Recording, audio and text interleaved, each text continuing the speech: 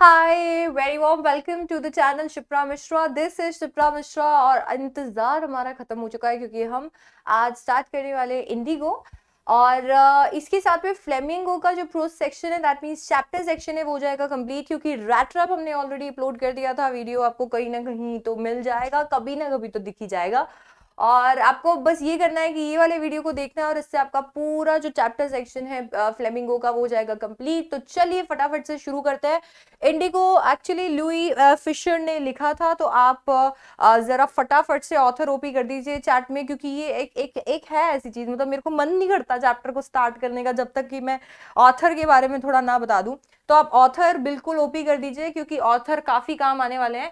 ना तो हम लोगों को ये काम आएंगे ये बताने के लिए कि इसके ऑथर कौन है। अब एमसीक्यूज का तो आपको पता ही है, पैटर्न कुछ ऐसे अभी हिल चुका है, तो पता नहीं अगर बहुत एडवर्स केस हुआ तो डेफिनेटली एमसीक्यूज भी होंगे। बट जैसा अभी पैटर्न दिख रहा है, ये डायरेक्ट क्वेश्चन तो आने के चांसेस कम है, पर इनडायरेक्टली जैसे बायोग्राफी वाला क्वेश्चन सैंपल पेपर में आपको देखने को मिला था, तो इनडायरेक्टली अगर हम बात करते हैं तो डेफिनेटली आप इनका नाम लिख सकते हैं क्योंकि यही है वो बायोग्राफर जिन्होंने महात्मा गांधी जी की लाइफ पे लिखा था। ऑलराइट, सो इसी के साथ में अबाउट दी ऑथर हम लोग थोड़ा सा चेक कर लेते हैं कि थोड़ा ऑथर को जान लें ताकि इससे आइडिया लग जाए कि बैकग्राउंड क्या है स्टोरी का। बिना ऑथर को जाने, बिना ये जाने कि स्टोरी कैसा है, थोड़ा डिफिकल्ट होता है 6 नंबर वाले 4 नंबर वाले लॉन्ग आंसर क्वेश्चन को आंसर करने का। 6 तो बेचारे बच्चे नहीं, 4 नंबर वाले क्वेश्चंस को आंसर करने का। सो लुई फिशर अगर हम बात करते हैं तो हम लोगों को यहाँ पे पहले तो उनका नाम याद रख लेना है, उनका नाम है लुई फिशर। एक और चीज हमें याद रखनी है वो ये है कि उन्होंने वॉलंटियर किया था ब्रिटिश आर्मी में, दैट्स हाउ हमारा कनेक्शन उनके साथ है। उन्होंने काफी सारे बात कर सकते हैं अगर न्यूज़पेपर्स की, मैगजीन्स की, तो उन्होंने उनके लिए लिखा था। वो कहीं ना कहीं एक फैकल्टी मेंबर भी थे एक बहुत ही अच्छी university that is Princeton university के अंदर। और अब जब हम लोगों ने थोड़ा ऑथर के बारे में जान लिया है तो अब इनसे रिलेटेड चैप्टर के बारे में जान लेते हैं। आपको पता है ये वाला जो पार्ट है इस स्लाइड का, ये वाले पार्ट को आप कहाँ डाल सकते हो? अपने 4 नंबर के क्वेश्चन में डाल सकते हो। वो 4 नंबर का क्वेश्चन जो कि आपने अभी इसमें सैंपल पेपर में देखा है। सो ये जो चैप्टर है ना, ये चैप्टर ये एक्सर्प्ट है, मतलब हिस्सा है, पार्ट है बुक का। और वो बुक कौन सी है? The life of Mahatma Gandhi. तो आपको भी ये याद रखना है, not just to make an impression but also to understand that the chapter is not, ऐसा बहुत सारे बच्चों को लगता है और आने वाले बहुत सारे चैप्टर्स ऐसे भी हैं जिसमें बच्चों को ऐसा लगता है कि मैम ये तो कंप्लीट ही नहीं है, पूरी स्टोरी नहीं है। गए वो दिन जब आपको कहानियां सुनाया करते थे कि भोली थी और भोली के साथ ऐसा होता था, वो आप 10th में ही छोड़कर आ चुके हो। तो आपको पता होना चाहिए कि अगर अधूरा लग रहा है तो क्यों लग रहा है, because it is an excerpt from the book the life of Mahatma Gandhi. ठीक है, ये एक्चुअली बेस्ट बुक्स की कैटेगरी में आती है। अगर हम देखें गांधी जी के ऊपर लिखी हुई इतनी सारी बुक्स में से ये बुक एक्चुअली काफी खूबसूरत और बेस्ट इसको माना जाता है। सो ये चीज हमको याद रखनी है। तो this is about the author. Author के नाम, ऑथर के बारे में आप ये याद रखेंगे। एंड अगर हम बात करते हैं बुक से रिलेटेड, चैप्टर से रिलेटेड एक्स्ट्रा चीज में आप ये याद रखेंगे, इससे आपके आंसर्स लिखना काफी आसान हो जाएगा। चलिए फिर चैप्टर को शुरू करते हैं। चैप्टर की शुरुआत होती है जब यहाँ पे लुई फिशर जो है वो खुद बताते हैं व्हेन आई, ये आई कौन है? लुई है।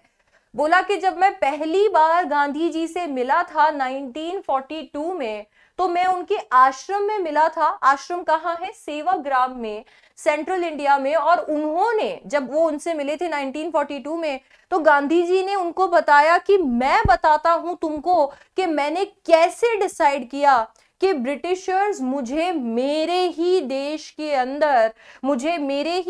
अंदर ऑर्डर नहीं कर सकते, या फिर मैंने कैसे डिसाइड किया कि ब्रिटिशर्स को अभी निकल जाना है, उनका डिपार्चर मैंने कैसे तय किया। ये एक ऐसी लाइन है जो आपको अपने आंसर में लिखनी चाहिए, यहां से लेकर यहां तक वाली आप अपने आंसर में लिखेंगे। जब भी इसका समरी बेस अगर क्वेश्चन आएगा 4 नंबर में आएगा तो इसे डालेंगे कि स्टार्टिंग कहां से होती है। I will tell you how it happened that I decided to urge the departure, रवाना कर दिया, of the British. It was in 1917। 1917 में मैंने डिसाइड किया था कि ब्रिटिशर्स अब इस देश का हिस्सा नहीं ले रहेंगे, उनको मुझे यहां से हटाना है।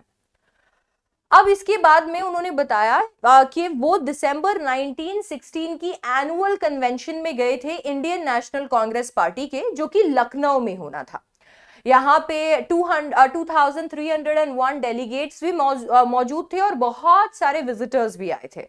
ये आपको जानना इसके लिए जरूरी है। अच्छा, ये सारे फैक्ट्स आपको लिखने भी बहुत ज्यादा जरूरी है। अगेन वो 4 नंबर वाले क्वेश्चन में तो इनका जिक्र भी हुआ है। ये आपको इसके लिए लिखने जरूरी है क्योंकि हमारा जो चैप्टर है वो यहीं से बिल्टअप होगा। ये जो 2301 डेलीगेट्स और मेनी विजिटर्स हैं, इन्हीं लोगों के बीच में हमें मिलेंगे राजकुमार शुक्ला, जिनकी अराउंड ये पूरा चैप्टर जो है वो रिवॉल्व होगा।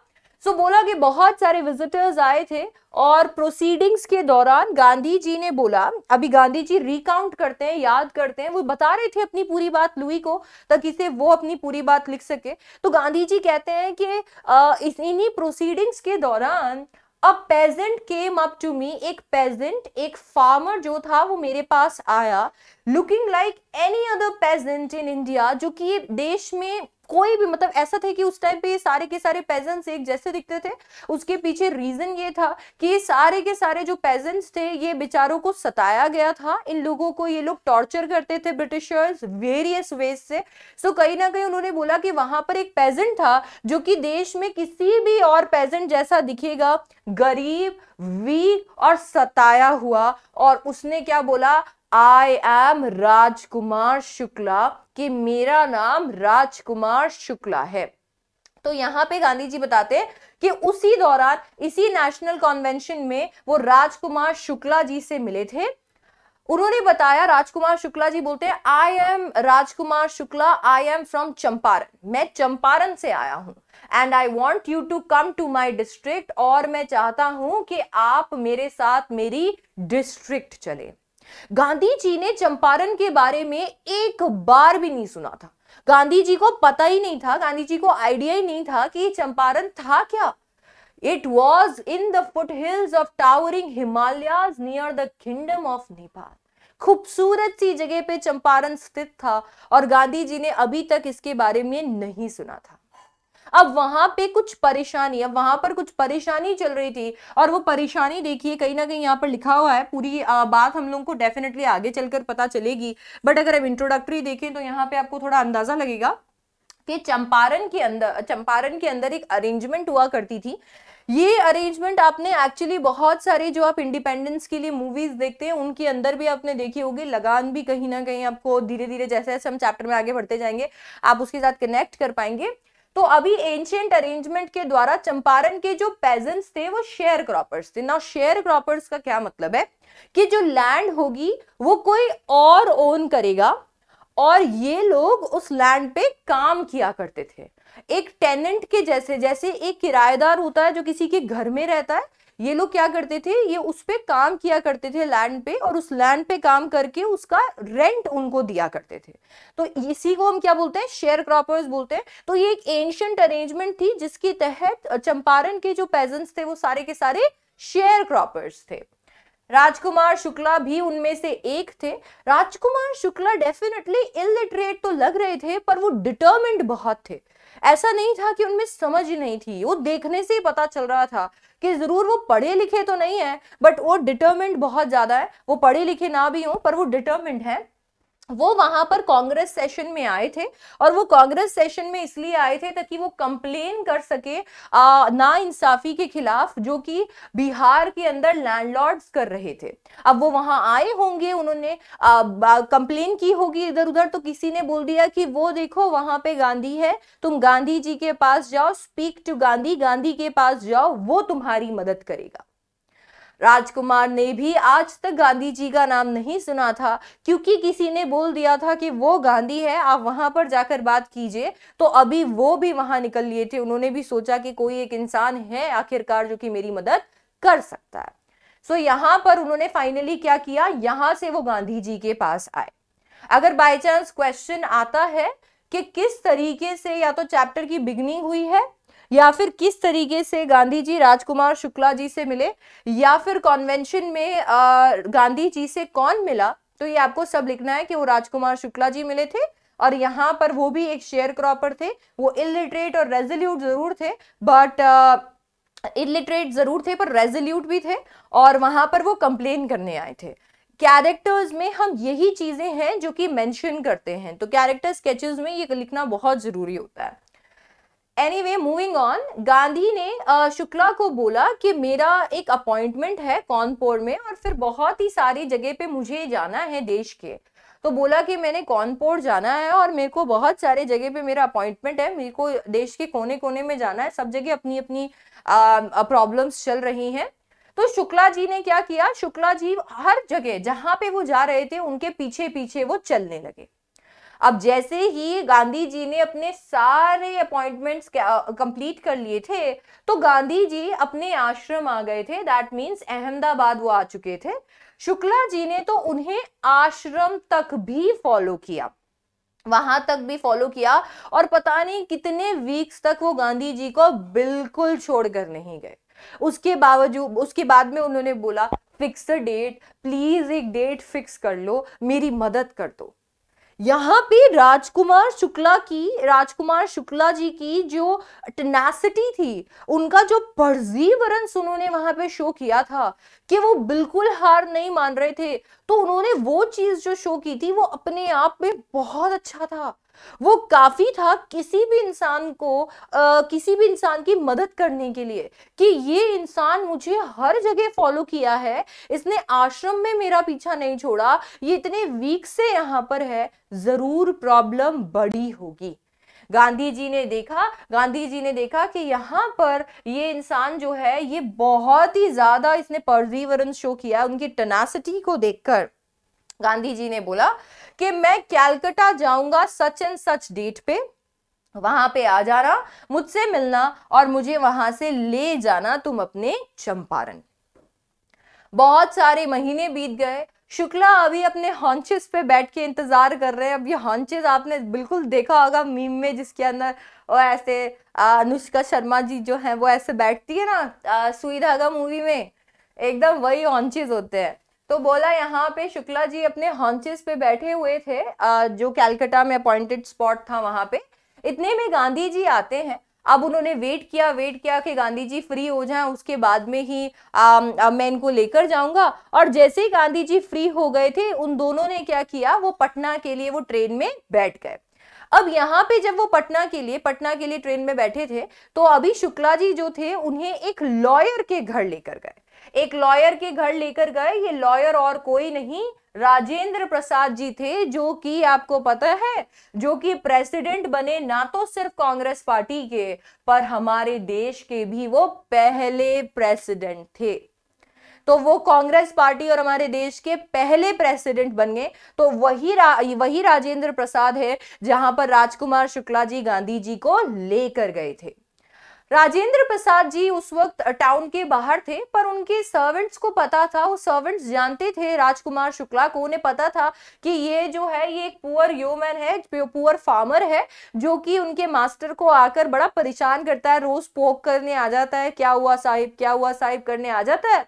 इसीलिए राजकुमार शुक्ला जी को उन्होंने रहने दिया वहां पे। अब उनके साथ में गांधी जी आए थे, और गांधी जी को देखकर लग रहा था कि जरूर ये भी उनमें से कोई एक होगा, इसके लिए उन्होंने उनको भी वहां पे रुकने दिया। आपको पता है उस वक्त कंडीशन कैसी थी? उस वक्त कंडीशन ऐसी थी कि अनटचेबिलिटी अपने जोर पे था।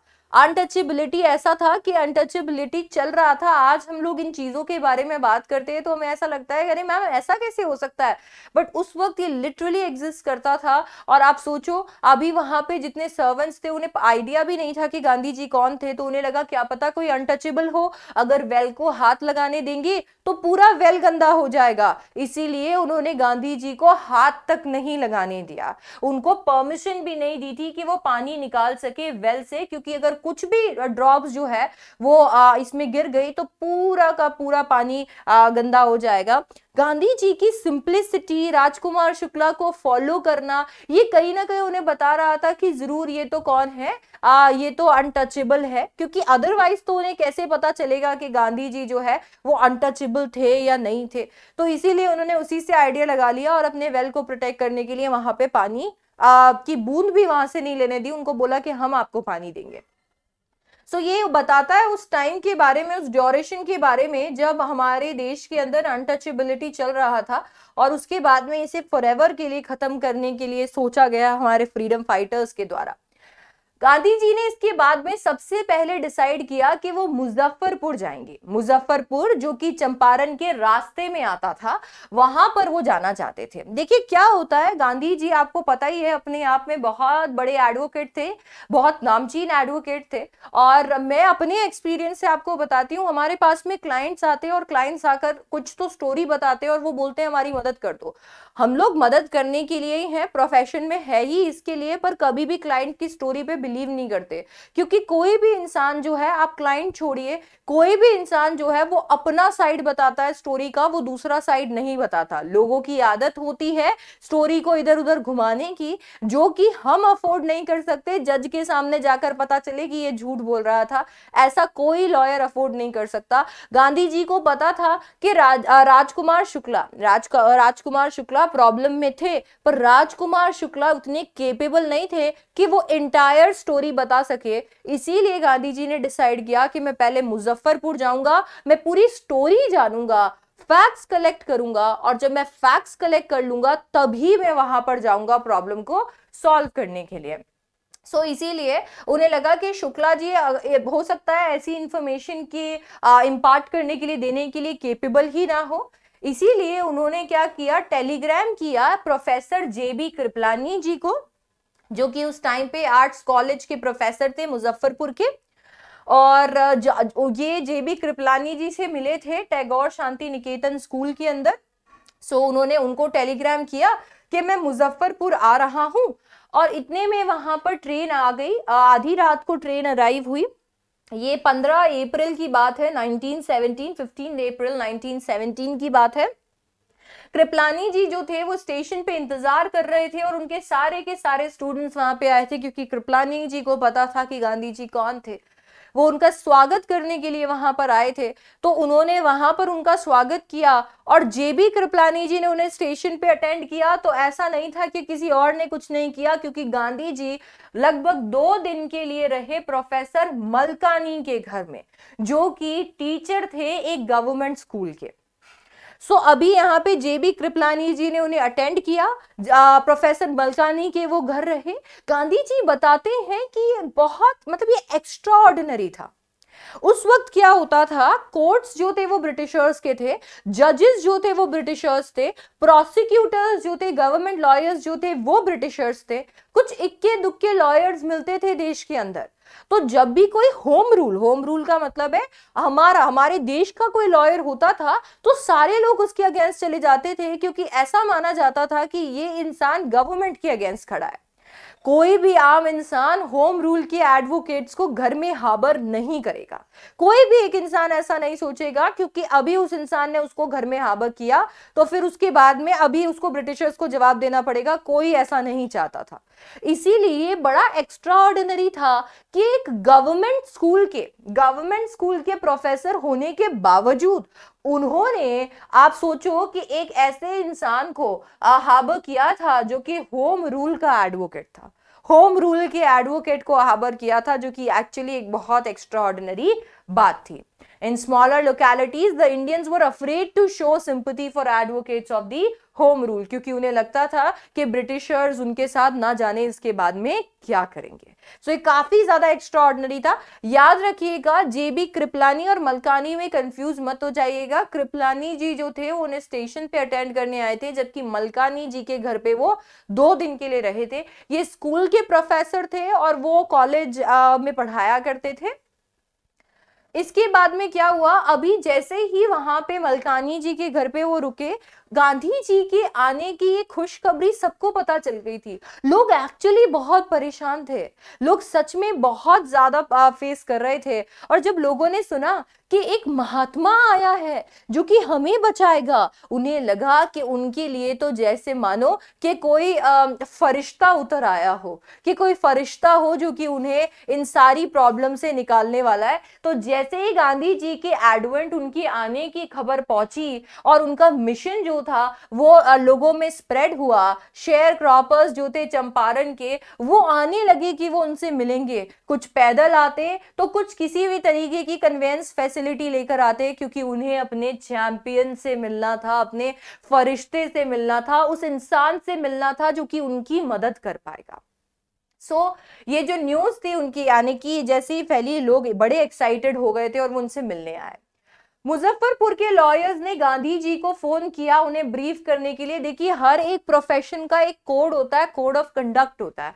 हम हर एक प्रोफेशन में हमारी ओथ अलग होती है। हर एक प्रोफेशन के अंदर हम लोगों का एक दूसरे से ट्रीट करने का तरीका अलग होता है। आज मेरे केस के अंदर कोई बाहर का लॉयर आके उसमें आएगा तो मैं नेचुरली उसे मना भी कर सकती हूँ, और कहीं ना कहीं मेरा ये रिस्पॉन्सिबिलिटी भी बन जाएगा कि अगर मैं उसको चाहती हूँ कि वो हेल्प करे तो मुझे उसे ब्रीफ करना पड़ेगा कि अभी तक केस के अंदर ये हुआ है और हमने यहाँ तक इतना इतना प्रोग्रेस कर लिया है। तो कहीं ना कहीं यहाँ पे मुजफ्फरपुर के लॉयर्स जो थे उन्होंने गांधी जी को ब्रीफ करा, उन्हें बताया कि भाई ये अभी तक चल रहा है। यही थे जो कि पेजेंट के ग्रुप्स को फ्रीक्वेंटली कोर्ट में रिप्रेजेंट किया करते थे। उन्होंने पूरे केसेस के बारे में बताया और उनकी फीस के बारे में बताया कि हम इतना इनसे चार्ज करते हैं।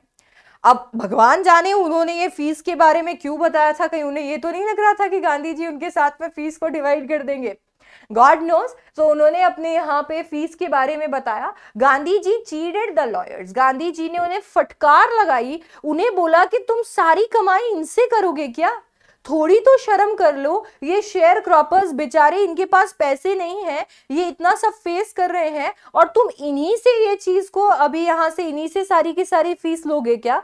उनको एक फटकार लगाई जो कि एक्चुअली गांधी जी का मोटिव यहां पर क्लियर करता था कि गांधी जी वहां प्रोफेशन को देखते हुए नहीं आए थे, वो केवल और केवल अपनी नेशनल सर्विस करने आए थे। वो नेशन के उन लोगों के लिए आए थे जो कि यहाँ पे प्रॉब्लम में थे और उन्हें उनकी प्रॉब्लम सॉल्व करनी थी। वो कोई फीस का हिस्सा नहीं लेना चाहते थे और ना ही वो अपनी एडवोकेसी किसी को दिखाना चाहते थे। एंड दैट इज वाई कहीं ना कहीं लॉयर्स की भी इसको देखकर आंखें जरूर खुली होंगी।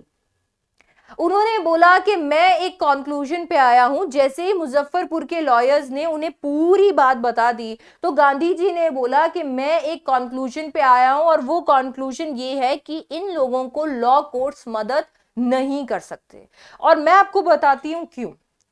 ये वो लोग हैं जो ब्रिटिशर्स से डरते हैं, ये वो लोग हैं जो ब्रिटिशर्स के सामने आवाज नहीं निकालेंगे। मैं इन्हें कोर्ट में लेकर चली जाऊंगी, इनके केसेस को कोर्ट में लेकर चली जाऊंगी, सामने जो बैठे हैं वो ब्रिटिशर है, जिनसे हम लड़ रहे हैं वो ब्रिटिशर है, लैंडलॉर्ड्स ब्रिटिशर है, ये सारे लोग ब्रिटिशर्स है। और जब इन लोगों के अंदर उतनी फ्रीडम ही नहीं है, वो उतने करेजियस ही नहीं है, उतना करेज ही नहीं है कि वो किसी के सामने बोल सके, तो ये लॉ कोर्ट्स उनको कोई मदद नहीं करेंगे। और आज अगर मान लो किसी एक इंसान ने आवाज उठा भी दी तो कल का क्या भरोसा कि उनके साथ ऐसा नहीं होगा, कि उन्हें ऐसे ट्रीट नहीं किया जाएगा। गांधी जी ने बोला इन लोगों का एक ही इलाज है और वो ये है कि इन्हें इनके डर से फ्री करो, ये डर से इनको फ्री कर दो, क्योंकि ये डरते रहेंगे तो ये लोग इसी तरीके से डराते रहेंगे। इनको इनके डर से फ्री कर दो कि ये लोग अभी इनसे डरे ही नहीं। इसके बाद में इन्हें किसी लॉयर की जरूरत नहीं पड़ेगी, किसी बड़े इंसान की जरूरत नहीं पड़ेगी, अपनी लड़ाई खुद लड़ेंगे। गांधी जी ने बोला मैं इस कंक्लूजन पे आया हूं कि लॉ कोर्ट्स जो है हमें कोई मदद नहीं कर सकते। ऐसे केसेस को कोर्ट में लेकर जाने से कोई फायदा नहीं होगा, क्योंकि पेजेंट्स इतने टूटे हुए हैं, इतने डरे हुए हैं कि लॉ कोर्ट्स यहां पर यूजलेस है। बोला रियल रिलीफ तो इन्हें तब मिलेगा जब ये फियर से फ्री होंगे।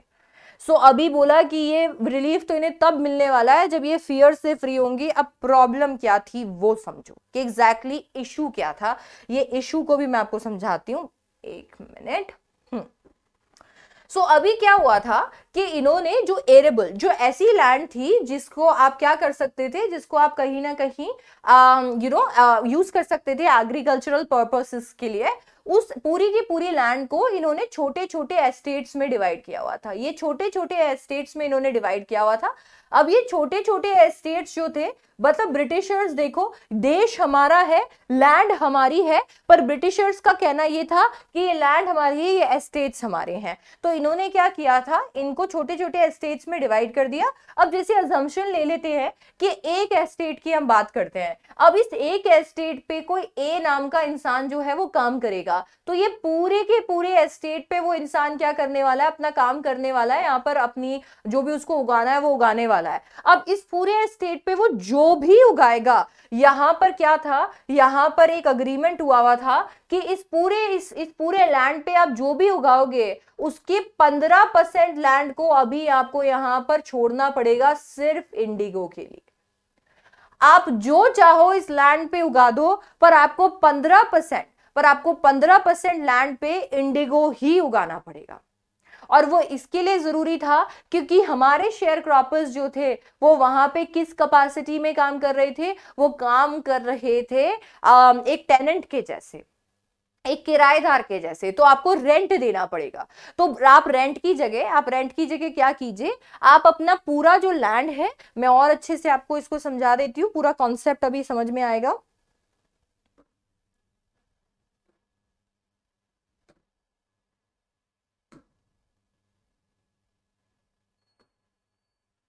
एक बार इसको देखिए, यहां पे पूरे कॉन्सेप्ट को समझने की कोशिश कीजिए कि जैसे कोई भी जो लैंड था उसके ऊपर क्या किया, कोई भी जो हमारा लैंड है उस लैंड को अभी इनको ओन कौन करता है, इस लैंड को ओन करते हैं ब्रिटिशर्स। और ब्रिटिशर्स ने बोला कि आप पूरी लैंड के ऊपर जो मर्जी चाहे उगा लीजिए, पर हमको यहाँ पे 15% जो होगा लैंड पे, आपको ये जो 15% है लैंड का, इसके ऊपर सिर्फ और सिर्फ इंडिगो उगाना है। सो आपको इंडिगो उगाना है इस 15% पे, तो ये 15% तो इंडिगो के लिए ही यूज होगा। अब ये जो 15% है जिसपे आप इंडिगो उगाएंगे, इस 15% को आप सबमिट कर देंगे एज रेंट। आप रेंट के जैसे इसे सबमिट कर देंगे, एज रेंट आप सबमिट कर देंगे, आपकी हमारे मतलब ऐसा हो जाएगा कि आप फ्री हो जाएंगे। फिर ये हमारी एक लॉन्ग टर्म कॉन्ट्रैक्ट से चलती हुई अरेंजमेंट थी। तो ये जो अरेंजमेंट थी, ये कॉन्ट्रैक्ट से चलती हुई अरेंजमेंट थी। आपको पता है कि इसको वो तोड़ नहीं सकते थे। ये कॉन्ट्रैक्चुअल अरेंजमेंट थी। मैंने कलर्स इसके लिए ऐसे यूज किया, आई एम श्योर कि दिख नहीं रहा होगा इतना क्लियरली, पर आपको थोड़ा आइडिया देने के लिए कि कैसा दिखता था एग्जैक्टली। तो यस, तो ये एक लॉन्ग टर्म कॉन्ट्रैक्ट में चलती हुई अरेंजमेंट थी।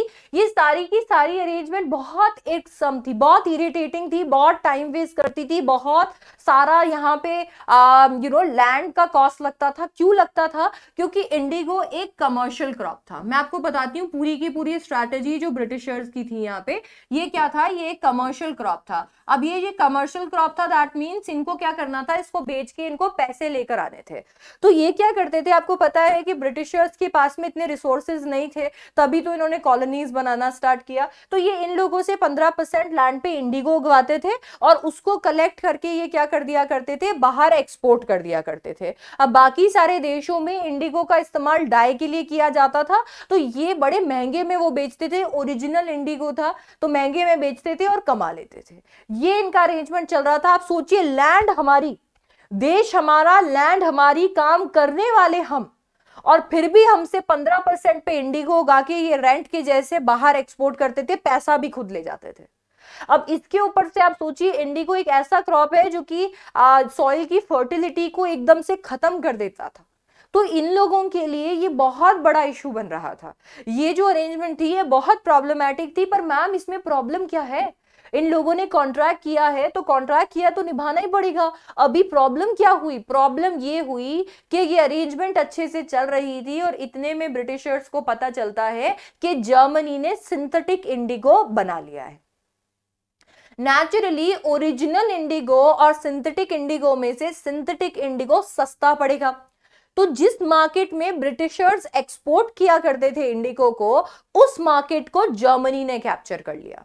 अब जर्मनी क्या करता था, वहां पर इंडिगो एक्सपोर्ट करता था और सस्ते में। नेचुरली कोई भी इंसान जिसको इंडिगो की जरूरत पड़ेगी वो फिर ब्रिटिशर्स से क्यों खरीदेंगे, वो वहां पे जर्मन से खरीद लेंगे जो लोग ने सस्ते में ये प्रोवाइड किया।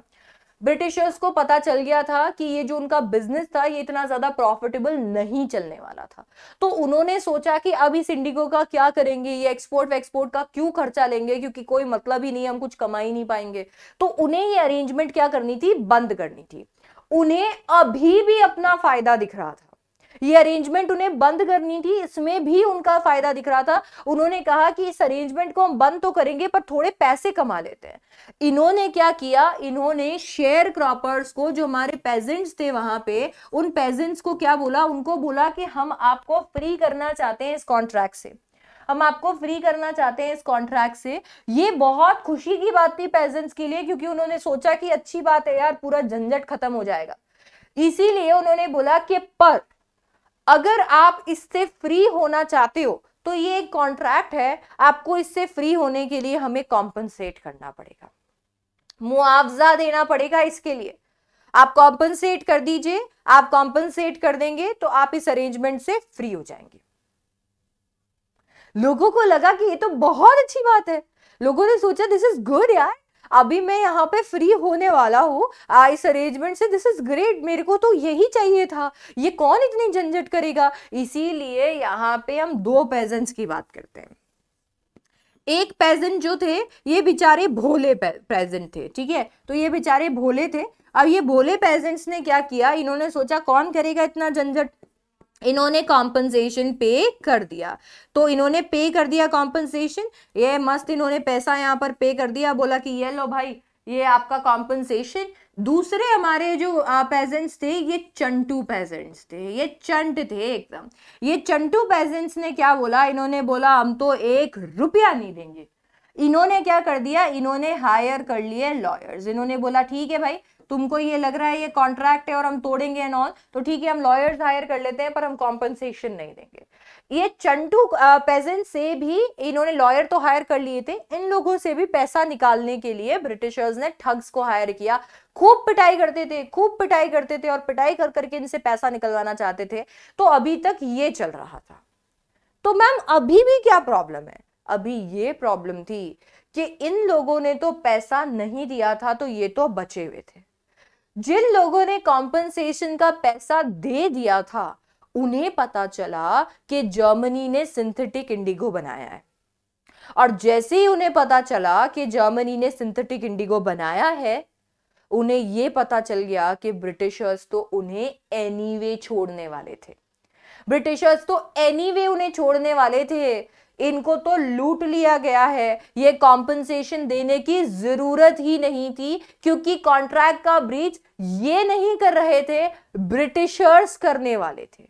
तो कॉम्पनसेशन हमको देने की क्या जरूरत थी, ये अब भोले जो हमारे पेजेंट्स थे उनको पता चल गया था। ये भोले पेजेंट्स अपना जो पैसा इन्होंने आज कॉम्पनसेशन दिया था उसे वापस चाहते थे कि आप हमें हमारा पैसा लौटा दीजिए, और वो लौटा नहीं रहे थे। इस मोमेंट पे गांधी जी की एंट्री होती है। अब गांधी जी के सामने ये इशू है कि ये चंटू वालों को तो बिल्कुल बचाना ही है, पर ये जो भोले पेजेंट्स हैं इनसे इन्होंने जो पैसे दे रखे हैं ब्रिटिशर्स को, उनसे वो पैसे निकलवाने हैं। ये इनके सामने सबसे बड़ा इशू है, ठीक है। तो ये इस मोमेंट पे गांधी जी चंपारण में अराइव हुए थे। तो अगर हम देखेंगे तो एग्जैक्टली यही चीज है कि यहाँ पे जो इंडियन टेनेंट्स थे, ये इंडियन टेनेंट्स वहां पर काम किया करते थे, और इसके बाद में इनके साथ में ये अरेंजमेंट अभी मैम ने जो बताया वो अरेंजमेंट यहाँ पर किया हुआ था। चीफ कमर्शियल क्रॉप उस वक्त इंडिगो था। लैंडलॉर्ड्स ने इनको बोला कि आपको 15% लैंड होल्डिंग पे इंडिगो उगाना है और उसको रेंट के जैसे क्या कर देना है, सबमिट कर देना है। अभी लैंडलॉर्ड्स को पता चलता है कि जर्मनी ने सिंथेटिक इंडिगो डेवलप कर दिया है, तो उन्हें पता चलता है कि भाई हम लोग को आप ऐसा कीजिए, आप हमें कॉम्पनसेशन दे दीजिए अगर आप 15% वाली अरेंजमेंट से फ्री होना चाहते हैं। जब उन्होंने ऐसा बोला तो ये एक सम टास्क था, बहुत ही झंझट वाला था, इसीलिए पेजेंट्स ने सोचा कि चलो हम साइन कर देते हैं। कॉम्पनसेशन दे देते हैं। जिनको बाय चांस ऐसा नहीं करना था उन्होंने लॉयर्स को एंगेज किया और इधर से लैंडलॉर्ड्स ने थग्स को एंगेज कर लिया, बोला चलो तुम ऐसा करो भाड़े के गुंडो, इनको जाके पीट पीट के पैसा लेकर आओ। मीनवाइल ये इन्फॉर्मेशन जो थी सिंथेटिक इंडिगो की, ये उन लोगों के पास पहुंच गई जिन्होंने साइन किया था और जिन्होंने पैसे दे दिए थे और अब उन्हें उनके पैसे वापस चाहिए थे। इस मोमेंट पे गांधी जी चंपारण पे आए थे। अब इसके बाद में जब गांधी जी को पूरा स्टोरी पता चल गया, गांधी जी फैक्ट्स इकट्ठे करने लगे। फैक्ट्स इकट्ठे करने के लिए वो बहुत सारी जगह जाते हैं। सबसे पहले तो वो ब्रिटिश लैंडलॉर्ड एसोसिएशन के सेक्रेटरी से मिले। सेक्रेटरी ने पता है क्या बोला? बोला मैं कोई इंफॉर्मेशन नहीं दूंगा एक आउटसाइडर को। गांधी जी वाज लाइक देश मेरा है, मैं कोई आउटसाइडर नहीं हूं, आउटसाइडर तुम हो। मेरे देश में जो भी हो रहा है उसकी इंफॉर्मेशन मुझे होनी चाहिए। गांधी जी ने डिक्लेयर कर दिया कि वो आउटसाइडर नहीं है, आउटसाइडर तुम हो मेरे देश के अंदर। मेरे ही देश में मुझे ही आउटसाइडर कहोगे? उन्होंने बोला कि वो कोई इंफॉर्मेशन नहीं दे सकते, तो गांधी जी ने भी मुंह तोड़ जवाब दिया। इसके बाद में वो ब्रिटिश ऑफिशियल कमिश्नर के पास गए। उन्होंने सोचा कि वो तिरहट डिवीजन में जाएंगे और वहां से थोड़ी इंफॉर्मेशन को कलेक्ट करने की कोशिश करेंगे। गांधी जी ने बोला कि उसने भी मुझे बुली किया। वो बोलता है कि अभी पैक करो अपने बैग्स और निकलो यहां से, चले जाओ चंपारण छोड़ के, तिरहट छोड़ के, कुछ नहीं करना है तुम्हें यहाँ पे। बुली किया, पर गांधी जी डरने वाले नहीं थे। ऐसे बुलियों को तो ऐसे बुलीज को तो वो साउथ अफ्रीका में ऑलरेडी टैकल करके आए थे। गांधी जी ने बोला ये छोटे छोटे बुलीज से हम नहीं डरते। गांधी जी ने बिल्कुल नहीं छोड़ा। इनफैक्ट वो मोतीहारी चले गए, जो कि उस टाइम पे चंपारण की कैपिटल थी। पता नहीं सैकड़ों लॉयर्स वहां पर उनके साथ आए। रेलवे स्टेशन पे पूरी भीड़ जो थी वो वहां पर आ गई थी गांधी जी से मिलने के लिए। गांधी जी ने एक हाउस लिया और उसको अपना हेडक्वार्टर्स बनाकर अपनी इन्वेस्टिगेशन को जारी रखा। एक रिपोर्ट आती है, उन्हें पता चलता है कि उन्हें एक पेजेंट है जिसको आसपास के विलेज के अंदर मॉलट्रीट किया गया है, उसके साथ में बदसलूकी हुई है। गांधी जी ने सोचा कि मैं जानना चाहता हूं कि उसके साथ क्या हुआ, और गांधी जी वहां से निकल पड़े। जैसे ही वो निकल रहे थे, इतने में एक पुलिस सुपरिटेंडेंट का मैसेंजर वहां पर आता है और वो उनके सामने आकर बोल देता है कि मैं आपके लिए कोई इंफॉर्मेशन लेकर आया हूं। अब इंफॉर्मेशन जो होती है, लीगल इंफॉर्मेशन जो होती है, वो आपको रजिस्टर्ड एड्रेस में मिलती है। आप उस इंफॉर्मेशन को ऐसे डिसाइड नहीं कर सकते कि चलो ऐसा करो आप मेरे को ना स्टारबक्स में दे देना, मैं यहाँ पे नहीं। तो यहाँ पर गांधी जी को फिर से घूम के आना पड़ा उसी जगह पे जहां पर गांधी जी रहते थे। वहां पे वो मैसेंजर आता है और मैसेंजर आकर उनको वो मैसेज देता है। मैसेज में लिखा होता है क्विट चंपारण इमीडिएटली। बोला अभी के अभी चंपारण आप क्विट कर दीजिए, छोड़ दीजिए। ये कैसी धमकी है? ये पुलिस कैसी धमकी दे रही है? ये लॉ एंड ऑर्डर मेंटेन करने वाले हैं मेरे देश के अंदर, जो मेरे ही देश के लोगों को धमकी दे रहे हैं। तो इसके बाद में गांधी जी ने उसको साइन किया, बोला मिल गई है मेरे को ये धमकी, पर उन्होंने बोला आई डिसओबे दिस, मैं नहीं जाऊंगा, मैं कहीं नहीं जाऊंगा, मैं बिल्कुल चंपारण नहीं छोड़ूंगा, मैं यहीं रहूंगा। उन्होंने उसे डिसओबे कर दिया।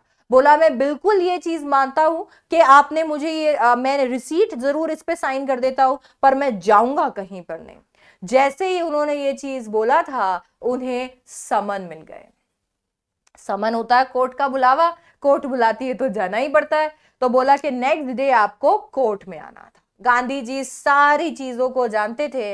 एक स्मार्ट लॉयर के जैसे पूरी रात वो जगे रहे।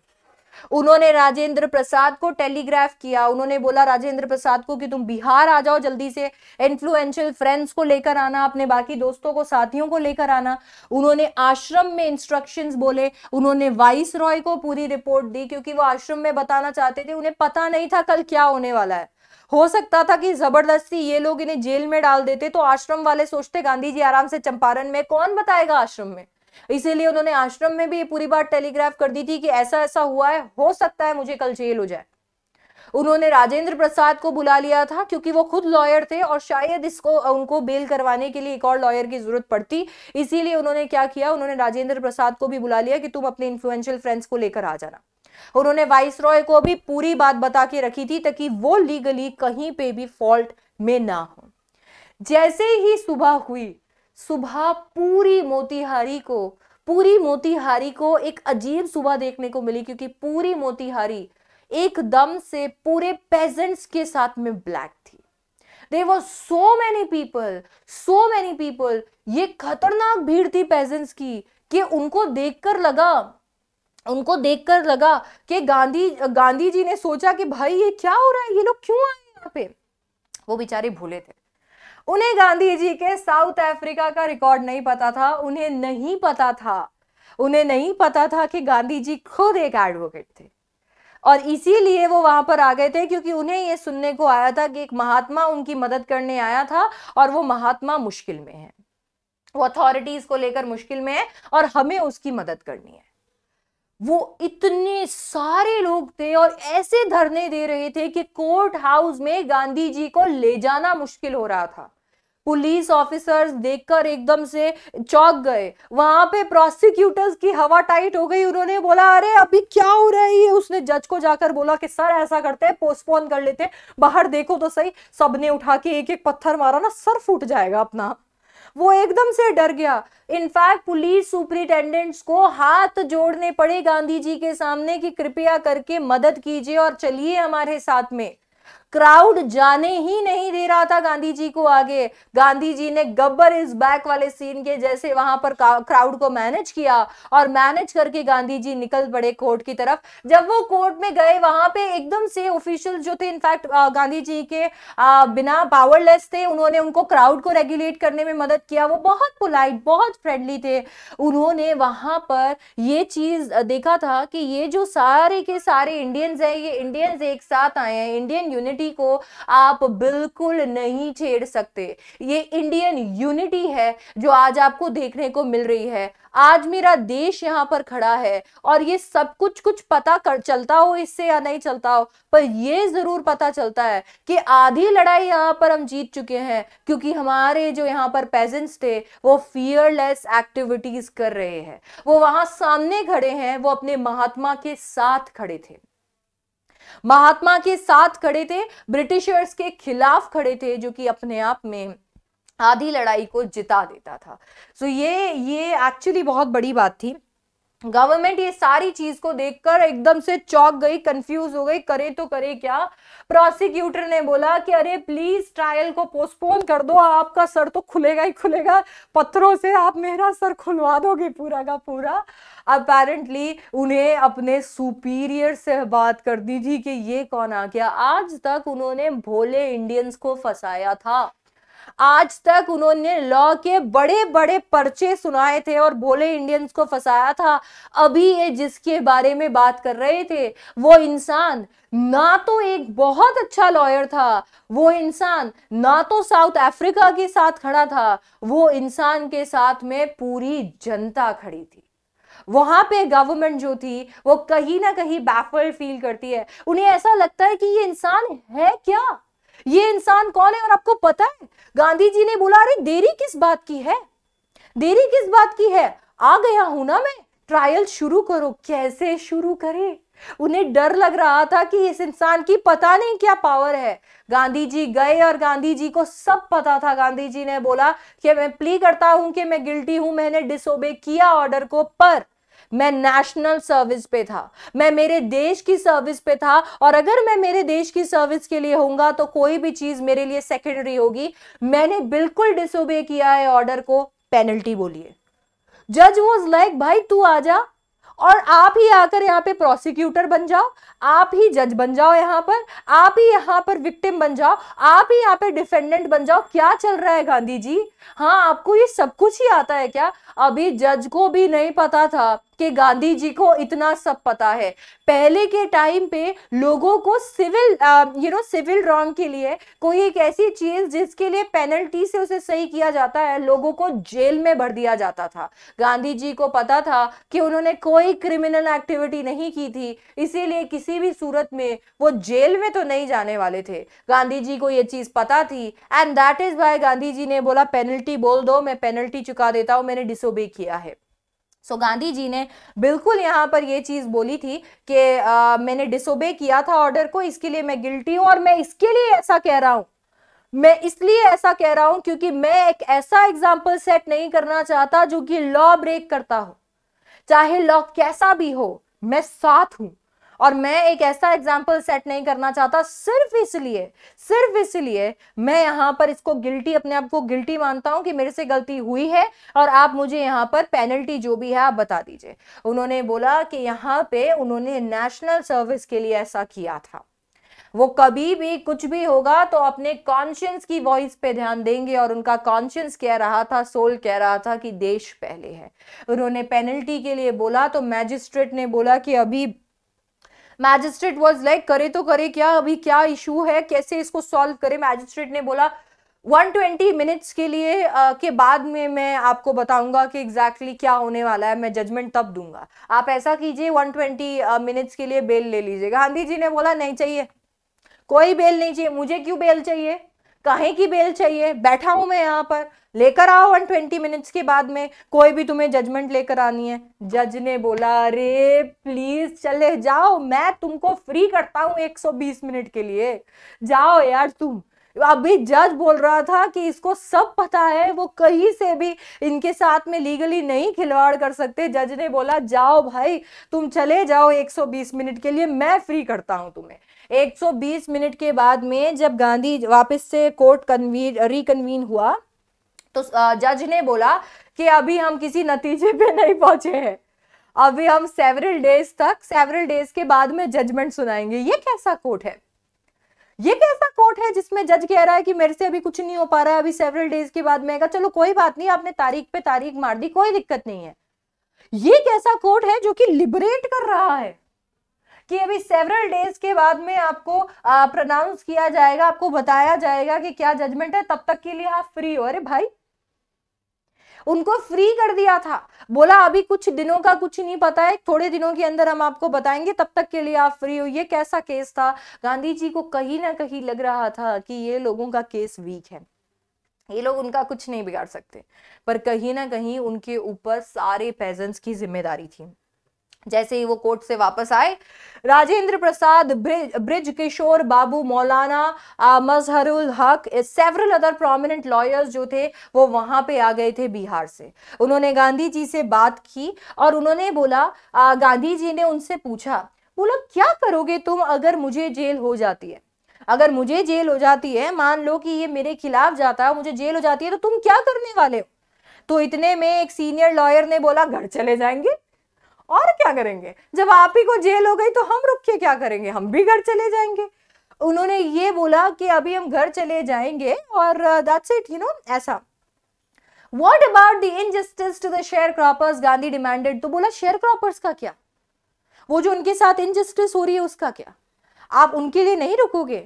राजेंद्र प्रसाद और सारे लॉयर्स जो थे वो साथ में आए, and Rajendra Prasad ji was like ये इंसान यहां रहता नहीं है, ये इंसान ना तो नेबर है ना इस केस का लॉयर है, कंप्लीट स्ट्रेंजर है। और जब वो कंप्लीट स्ट्रेंजर हमारे देश के शेयर क्रॉपर्स के लिए जेल जाने को तैयार है, तो हम लोग जो कि ना तो सिर्फ पड़ोसी हैं पर इसके साथ साथ में इस केस के लॉयर्स भी हैं, क्या हम कुछ नहीं कर सकते। राजेंद्र प्रसाद जी वापस आए और उन्होंने बोला कि हम आपको फॉलो करेंगे, अगर आप जेल जाओगे तो हम भी आपके साथ जेल जाएंगे। गांधी जी ने बोला अब तो चंपारण जीत लिया हमने, अगर ऐसा है और देश में ये यूनिटी रहेगी कि देश की जनता साथ खड़ी है, कि देश में मेरे साथ कोई खड़ा है, तो मैं इस चंपारण एपिसोड को पूरी अच्छी तरीके से हैंडल करूंगा। उन्होंने बता दिया था कि चंपारण का एपिसोड जो था या चंपारण इशू जो था वो कहीं ना कहीं जीत चुके थे। वो बोला चंपारण की जो बैटल थी उसे हमने जीत लिया है।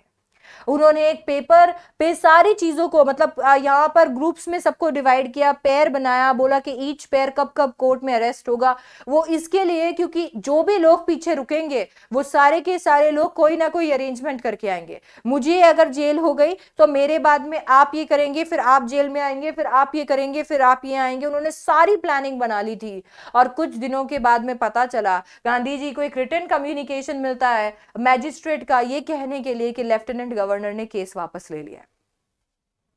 Gandhi ji was like what, पैसा बर्बाद यार, इतनी मेहनत करी, मेरे को लगा तुम मेरे को जेल में डालोगे, तुम तो इतने से में डर गए थे। आपको पता है, आप डरते हैं तो सामने वाला डराता है। आप अगर ट्राई नहीं करेंगे तो आंसर हमेशा नो होगा। गांधी जी वहां पे अगर डर के दुबक के बैठ जाते कोर्ट के नाम से, तो शायद ये लोग उन्हें उठा के कोर्ट में डाल देते, पर गांधी जी डरे नहीं तो ये डर गए। इन्होंने बोला, लेफ्टिनेंट गवर्नर ने अपना केस वापस ले लिया था, गांधी जी फ्री थे, आजाद थे, वो अपने देशवासियों की मदद कर सकते थे। उन्होंने केस जैसे ही ड्रॉप होने की बात सुनी तो कहीं ना कहीं उन्हें लगा कि पहली बार हमारे देश के अंदर सिविल डिसोबीडियंस ट्रायम्फ हुआ है, जीता है। तो मॉडर्न इंडिया के अंदर पहली बार ऐसा हुआ है। अगर ये ऐसे वर्क कर रहा है तो कहीं ना कहीं अभी ये और वर्क करेगा।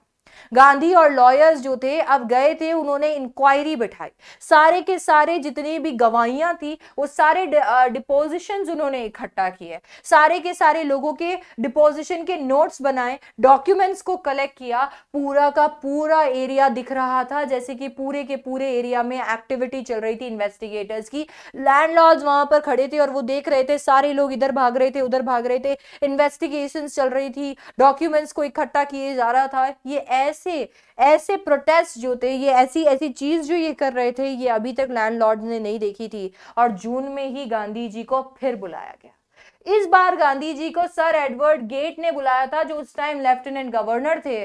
और जैसे ही वो वहां पर मिलने गए, गांधी जी फिर यहाँ पे एक रिस्पॉन्सिबल लॉयर के जैसे कह के गए कि अगर मैं वापस नहीं आऊं तो तुम्हें ये करना है, अगर मैं वापस नहीं आता हूं तो सिविल डिसोबीडियंस को कंटिन्यू करेंगे। तो अभी मैं जा रहा हूं उनके पास, क्योंकि गांधी जी को नहीं पता था कि लेफ्टिनेंट गवर्नर क्या करने वाले हैं, बस उन्हें यह पता था कि उन्हें वहां जाना था। तो वो पीछे से अरेंजमेंट करके गए थे कि अगर मैं वापस नहीं आता हूं और मुझे जेल हो जाती है तो तुम्हें ये करना है। उन्होंने ये पूरी अरेंजमेंट्स की और इस अरेंजमेंट्स के बाद में वो गए। 4 लंबे चौड़े इंटरव्यूज हुए लेफ्टिनेंट गवर्नर के साथ में, जिन्होंने बोला कि चलिए ठीक है, एक ऑफिशियल कमीशन ऑफ इंक्वायरी बिठा देते हैं, जहां पे इंडिगो शेयर क्रॉपर्स की सिचुएशन में, जहां पे कमीशन के अंदर लैंडलॉर्ड्स बैठे होंगे, गवर्नमेंट ऑफिशियल्स बैठे होंगे और गांधी जी बैठे होंगे, जो कि सारे पेजेंट्स को रिप्रेजेंट कर रहे होंगे। गांधी जी 7 महीने के लिए उस चंपारण में रहे और उसके बाद में वो आते जाते रहे। एक एपिसोड जो गांधी जी को लग रहा था कुछ हफ्ते चलेगा, वो उनकी लाइफ का साल भर ले गया था। दैट मीन्स उन्हें लग रहा था कि कुछ दिन चलेगा, पर ये ऑलमोस्ट 1 ईयर ले चुका था उनकी लाइफ का। ये एपिसोड इतना बड़ा था और जीत उतनी ही बड़ी। ऑफिशियल इंक्वायरी हुई और जैसे ही ऑफिशियल इंक्वायरी हुई, एकदम से धुमतना हो गया था सारे के सारे लैंडलॉर्ड्स पे, क्योंकि अभी लैंडलॉर्ड्स के लिए ये एक एक्चुअली उनको पता था उनकी गलती थी और सारी की सारी चीजें उनके अगेंस्ट जा रही थी। जब ये सारी चीजें उनके अगेंस्ट जा रही थी, उन्होंने बोला, अब उन्हें जब ये दिखा तो उन्होंने बोला कि ठीक है भाई, हम लोग पेजेंट्स को रिफंड्स करने के लिए तैयार हैं। और उन्होंने पूछा कि हम लोग को कितने पैसे देने होंगे। उन्होंने सोचा कि गांधी जी 100% पैसे मांगेंगे, क्योंकि उन्हें लग रहा था कि ये सब कुछ गांधी जी ने पैसों के लिए किया था, उन लोगों को पैसे लौटाने के लिए किया था। वो यहीं पे गलत थे, क्योंकि गांधी जी ने ये सब कुछ पैसे के लिए या उन लोगों को पैसे लौटाने के लिए नहीं किया था। गांधी जी ने 50% रिफंड मांगा। उन्होंने 50% रिफंड मांगा और इधर से लैंडलॉर्ड्स ने बोला कि हम तो सिर्फ 25% रिफंड देंगे। गांधी जी ने उस 25% रिफंड के लिए भी हां कर दिया। जहां गांधी जी 100% रिफंड मांग सकते थे, जहां पे वो उसके लिए लड़ सकते थे और शायद उन्हें वो भी मिल जाता, वहां ऐसा क्यों किया गांधी जी ने कि उन्होंने 25% रिफंड के लिए भी हां कर दिया? क्योंकि गांधी जी के लिए पैसा इंपॉर्टेंट नहीं था। यहां ब्रिटिशर्स हारे थे। उस 25% रिफंड के साथ में 200% की प्रेस्टीज नीचे आई थी। आज पहली बार हुआ था कि ब्रिटिशर्स हार गए थे। वो शायद पैसा उतना इंपॉर्टेंट नहीं था, पर ये इंपॉर्टेंट था कि ब्रिटिशर्स हार गए और पेजेंट्स जीत गए, क्योंकि आज वो निडर बने थे। उन्हें पता चल गया था कि अगर वो लड़ेंगे तो वो जीतेंगे। इसीलिए 25% मैटर नहीं किया, मैटर किया वो प्रेस्टीज जो कि उनका नीचे हुआ था और वो करेज जो कि बढ़ गया था पेजेंट्स के अंदर। सो फाइनली 25% पे डिसीजन हुआ, जो कि एक्चुअली डेडलॉक को ब्रेक करने के लिए गांधी जी ने अग्री कर लिया। स्टेट ये सेटलमेंट को अडॉप्ट किया गया यूनानिमसली, मतलब 100%। गांधी जी ने बोला कि अमाउंट जो है वो इतनी इंपॉर्टेंट नहीं थी, ये इंपॉर्टेंट था कि वो लोग अपने मनी के साथ साथ में प्रेस्टीज भी दे रहे थे। अभी यहाँ पे अगर बाई चांस हम देखें, यहाँ पे अगर पेजेंट्स की अगर हम बात करते हैं, तो उन्होंने एकदम अभी यहाँ पे सीख लिया था कि उन्हें किस तरीके से इन लोगों को टैकल करना है। पेजेंट्स को पता चल गया था कि उनके राइट्स क्या थे, कि वो क्या कर सकते थे, उन्होंने करेज सीख लिया था, ये इंपॉर्टेंट था। Event justified Gandhi's position. आपको पता है थोड़े ही सालों के अंदर ब्रिटिश प्लांटर्स ने उन सारे लैंड को, एस्टेट्स को भी अबैंडन कर दिया। इन द फर्स्ट प्लेस वो ब्रिटिशर्स के थे ही नहीं, वो ब्रिटिशर्स के थे ही नहीं, वो बस उन्हें हड़प के बैठे थे। और जब वहां से पैसा आना बंद हो गया तो उन्होंने वो लैंड्स ही छोड़ दी। लैंड्स हमारे देश की फिर से हो गई थी। जब मिट्टी जीत चुके थे तो फिर देश भी जीत लेंगे। वो पूरा वहीं से, वो एक लैंड का एक हिस्सा नहीं, हम पूरा देश वहां कहीं ना कहीं जीत चुके थे। ये अभी पेजेंट्स को मिल गए थे, तो इंडिगो शेयर क्रॉप और क्रॉपिंग जो था वो डिसअपियर हो गया। गांधी जी कभी भी बड़े बड़े इकोनॉमिक सॉल्यूशंस, बड़े बड़े इश्यूज से सेटिस्फाइड नहीं होते थे। गांधी जी को डे टू डे इश्यूज में इंटरेस्ट था। वो लोगों के डे टू डे प्रॉब्लम्स को सॉल्व करना चाहते थे। वो एक एक इंसान को फ्री करना चाहते थे in order to free the entire nation. इसीलिए जब गांधी जी ने वहां पर बैकवर्डनेस देखी चंपारण में, उन्होंने सोचा कि वो कुछ ना कुछ इसके लिए करेंगे। और इसीलिए महादेव देसाई और नरहरि पारीख जो थे, यंग मैन जो कि गांधी जी को अभी फॉलो करने लगे थे, वो अपनी अपनी बीवियों के साथ आ गए। बहुत सारे लोग बॉम्बे, पूना और बाकी पार्ट से आए। देवदास जो कि उनका छोटा बेटा था, और उनकी वाइफ जो थी, that is Mrs Gandhi ji जो थी, वो भी वहां पर आई थी। प्राइमरी स्कूल्स को खोला गया। कस्तूरबाई ने आश्रम में पर्सनल क्लीननेस और सैनिटेशन बताया। हेल्थ कंडीशंस को वहां पर देखा गांधी जी ने, मिजरेबल है कि ये पढ़ाई लिखाई नहीं, साफ सफाई as well as health issues आ रहे हैं इन लोगों को। इसीलिए उन्होंने एक डॉक्टर को भी वहां पर बुलाया, जो कि 6 महीने के लिए फ्री में वहां पर सर्व करेगा। Castor oil, quinine, sulphur ointment, इन 3 दवाइयों के साथ में वो डॉक्टर आया था। जो भी एक इंसान था जिसमें कोटेड टंग, जिसका टंग कोटेड दिखता, उसको क्या कर देते, कैस्टर ऑयल दे देते। ऐसा इंसान जिसको मलेरिया दिखता, उसे क्विनाइन और कैस्टर ऑयल दे देते। ऐसा इंसान जिसको स्किन इरप्शंस दिखते, कहीं स्किन उसकी इरप्टेड दिखती, तो उसको क्या दे देते, ऑइंटमेंट प्लस कैस्टर ऑयल दे देते। और इन्हीं से मेजर हेल्थ इश्यूज उन्होंने सॉल्व कर दिए। 6 महीने के लिए इस डॉक्टर को यहां पर रखा। गांधी जी ने जब देखा कि औरतों की कपड़ों की स्टेट खराब है, तो उन्होंने कस्तूरबाई को बोला कि जाकर उनसे बात करो। एक औरत वहां आई और उन्होंने बोला कि ये देखो, यहाँ कोई अलमारी नहीं है, क्योंकि जो साड़ी मैंने पहन रखी है ये इकलौती साड़ी है जो मेरे पास है। आप सोचिए कि वहां पे वो कितने बैकवर्ड थे, वो कितने गरीब थे, और कितना टॉर्चर किया था ब्रिटिशर्स ने उन गरीब लोगों को कि उनके पास में पहनने के लिए कपड़े, खाने के लिए खाना नहीं था। उनका जो ये लंबा समय था चंपारण में, गांधी जी ने अभी अपने आश्रम पे भी पूरी निगरानी रखी। वो मेल्स भेजा करते थे, फाइनेंशियल अकाउंट्स मांगा करते थे। वो बताते थे कि कब सीवेज चेक करना है, कब नए जो भी ट्रेंचेस है उन्हें डिग करना है, क्योंकि अभी यहाँ पर पुराने वाले जो है उनमें स्मेल आने लगेगी। ये सारी चीजें वो करा करते थे। और देखते ही देखते चंपारण एपिसोड उनकी लाइफ का एक टर्निंग पॉइंट बन गया। उन्होंने बोला, व्हाट आई डिड, जो मैंने किया था वो बहुत ऑर्डिनरी था। बोला, मैंने सिर्फ इतना किया कि मैंने उनको ये बताया ब्रिटिशर्स को कि वो मेरे ही देश में आके मुझे ही ऑर्डर नहीं कर सकते। तो यहां पे उन्होंने बोला कि चंपारण का जो एक्ट था वो डिफायंस के जैसे मैंने शुरू नहीं किया था कि मैं इनको निकाल दूंगा, बट डेफिनेटली यहां पर मैंने इसके लिए इसे शुरू किया था कि मैं पुअर पेजेंट्स को आजादी दिलाऊंगा। ये टिपिकल गांधी पैटर्न था। वो कभी भी ऐसा नहीं करते थे कि वो बड़े बड़े इश्यूज के साथ में डील करते थे, वो डे टू डे प्रॉब्लम्स को सॉल्व किया करते थे। इसीलिए वो पॉलिटिशियन नहीं थे, वो एक लीडर थे। वो एब्स्ट्रैक्शंस, वो आइडियाज के ऊपर भरोसा नहीं करते थे, वो लिविंग ह्यूमन बीइंग्स के ऊपर भरोसा करते थे कि मुझे इनको फ्री करना है। ये फ्री होंगे तो देश फ्री हो जाएगा। गांधी जी ने जो भी किया, उन्होंने बोला कि अगर एक नया फ्री इंडियन मुझे मिल जाएगा तो ये देश को फ्री करने में मुझे आसानी होगी। चंपारण एक्शन में पहले एक एपिसोड यहाँ पे चार्ल्स फ्रियर एंड्रयूज का भी आया, जो कि एक इंग्लिश पैसिफिस्ट थे, शांति चाहते थे, कभी भी वॉर में भरोसा नहीं करते थे, जो गांधी जी के एक डिवोटेड डिसिपल बन चुके थे, प्यूपल बन चुके थे, फॉलोअर बन चुके थे। वो गांधी जी से मिलने के लिए आए थे। उन्होंने बोला कि मैं फिजी आइलैंड जा रहा हूं, इसीलिए मैं आपसे मिलने के लिए आया हूं। आपको पता है हमारे देश के अंदर इतने सालों से ब्रिटिशर्स राज कैसे कर पाए? क्योंकि ब्रिटिशर्स को पता था कि हम लोग जो हैं वो क्या कर रहे हैं, हम लोग उन्हें सपोर्ट कर रहे हैं, हम उन लोगों को सपोर्ट करते हैं, इसीलिए वो ग्रो कर पा रहे हैं। आज हम उन्हें सपोर्ट नहीं करेंगे तो वो ग्रो नहीं कर पाएंगे। इसीलिए जब उन्होंने यहाँ पे एंड्रयूज को देखा तो सारे के सारे जो लॉयर्स थे, गांधी जी के लॉयर फ्रेंड्स जो थे, उन्होंने बोला अच्छा होगा अगर एंड्रयू हमारे साथ में यहाँ पे चंपारण में रुक जाए और हमें मदद कर दे। एंड्रयू जी ने बोला कि हाँ बिल्कुल, मैं तो अगर गांधी जी कहेंगे तो मैं यहीं रुक जाऊंगा, मैं कहीं नहीं जाऊंगा।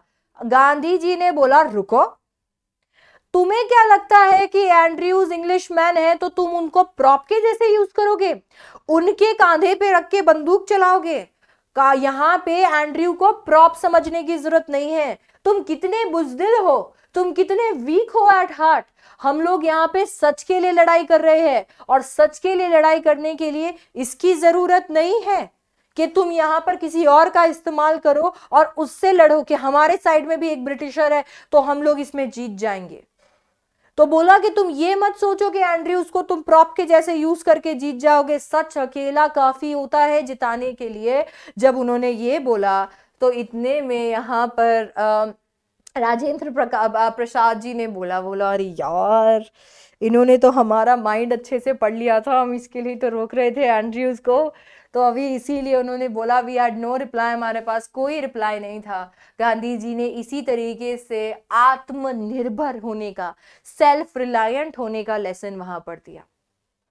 पूरे इंडिगो, पूरे चंपारण एपिसोड में self reliance, Indian independence, help to sharecroppers, ये सब कुछ साथ आ गया। इतनी सारी चीजें सीखी, सिविल डिसोबीडियंस सीखा।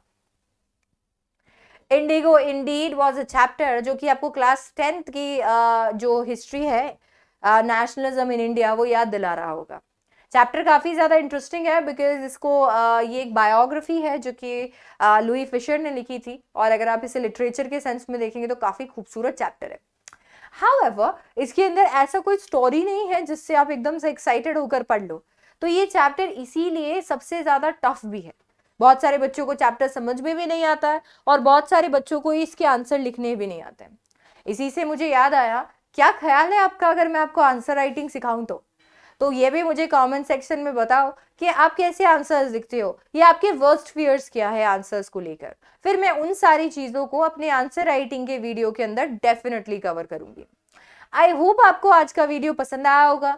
अगर हाँ तो लाइक कर दो, कमेंट कर दो, शेयर कर दो, और चैनल को सब्सक्राइब करना मत भूलना, क्योंकि इसी की मदद से आपको जब भी मैं लाइव आऊंगी या फिर मान लीजिए मैं वीडियो लाइव करूंगी, आपको नोटिफिकेशन मिलती रहेगी।